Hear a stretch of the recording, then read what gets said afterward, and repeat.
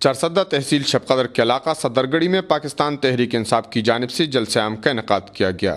جلسہ عام میں تحریک انصاف کے رہنماؤں سمیت کارکنان اور علاقے کے عوام نے کثیر تعداد میں شرکت کی۔ اس موقع پر درجنوں خاندانوں نے دیگر سیاسی پارٹیوں سے مستفی ہو کر تحریک انصاف میں شمولیت اختیار کی۔ تحریک انصاف کے مرکزی نائب صدر میاں مکرم شاہ کاکا خیل، ڈسٹرکٹ کوارڈینیٹر اختر منیر، محمد ارشاد ایڈوکیٹ اور ملک حشمت نے جلسہ عام سے خطاب کرتے ہوئے کہا کہ موجودہ حکمران نے امیر اور غریب کے لیے تعلیم، طبی سہولت، انصاف اور دیگر بنیادی حقوق میں فرق رکھا ہے۔ حکومت کی غلط پالیسیوں اور کرپشن کی وجہ سے پاکستان کا بچہ بچہ مقروض ہو چکا ہے۔ حکمرانوں کی غیر ملکی دوروں پر اربوں روپے خرچ ہو رہے ہیں۔ انہوں نے کہا کہ پاکستان میں غریبوں سے ٹیکس وصول کر کے امیروں پر خرچ کیا جا رہا ہے۔ بجلی اور گیس کے لوڈ شیڈنگ کے ذریعے عوام کو بے جا تنگ کیا جا رہا ہے۔ وابڈا، ریلوے اور دیگر سرکاری محکمے کرپشن کی وجہ سے خسارے کے شکار ہو گئے ہیں۔ ان کا کہنا تھا کہ حکومت نے عوام کو ظلم و زیادتی کے سوا کچھ نہیں دیا اور یہی وجہ ہے کہ عوام تبدیلی کے منتظر ہیں۔